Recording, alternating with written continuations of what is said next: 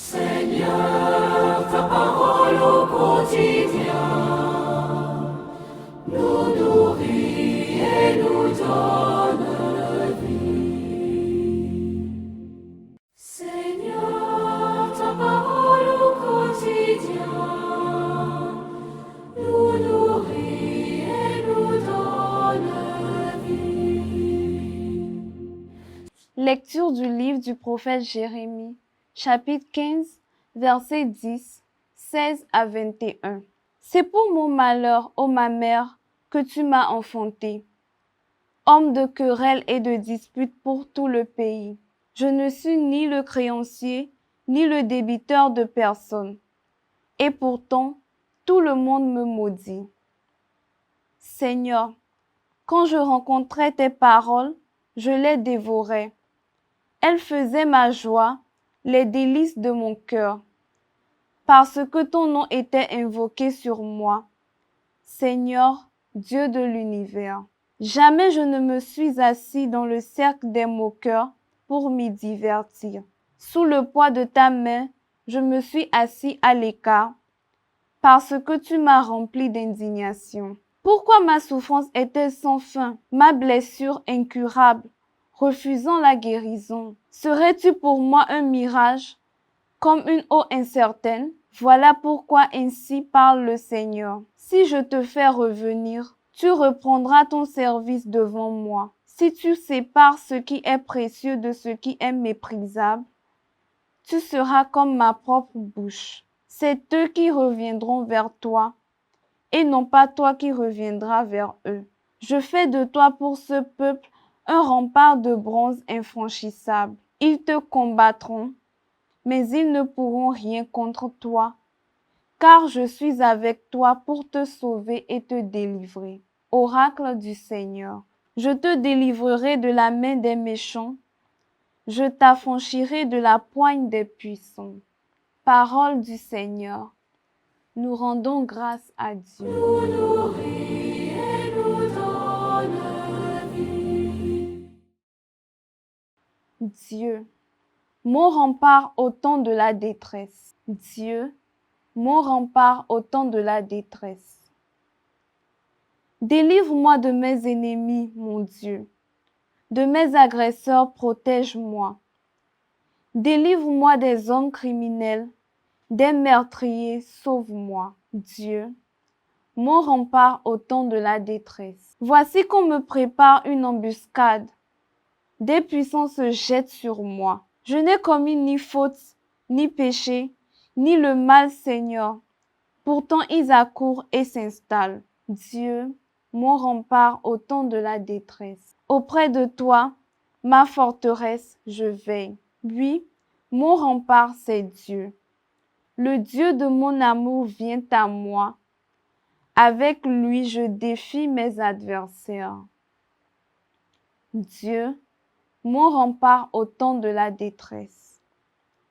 Et moi, je chanterai ta force. Au matin, j'acclamerai ton amour.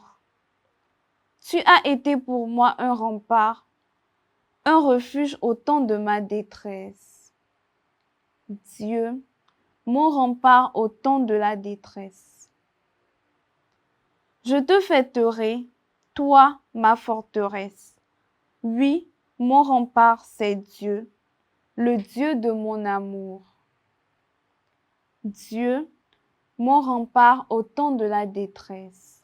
Nous nourrit et nous donne vie.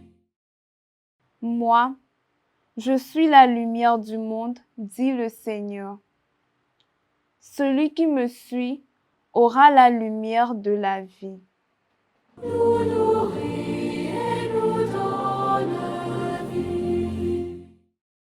Le Seigneur soit avec vous et avec votre esprit. Évangile de Jésus-Christ selon saint Luc. Gloire à toi, Seigneur. En ce temps-là, Jésus entra dans un village. Une femme nommée Marthe le reçut. Elle avait une sœur appelée Marie, qui, s'étant assise aux pieds du Seigneur, écoutait sa parole. Quant à Marthe, elle était accaparée par les multiples occupations du service, elle intervint et dit, « Seigneur, cela ne te fait rien que ma sœur m'ait laissé faire seule le service? Dis-lui donc de m'aider. » Le Seigneur lui répondit, « Marthe, Marthe, tu te donnes du souci et tu t'agites pour bien de choses. Une seule est nécessaire. Marie a choisi la meilleure part. Elle ne lui sera pas enlevée. » Acclamons la parole de Dieu. Louange à toi, Seigneur Jésus. Nous nourrit et nous donne vie. Chers frères et sœurs, loué soit Jésus-Christ à jamais. En ce jour où l'Église fait mémoire de Sainte Marthe, Marie et de Saint Lazare, les lectures nous invitent à l'écoute de la parole de Dieu et ensuite au service. Dans la première lecture, nous voyons Jérémie fatigué qui va jusqu'à regretter d'être né.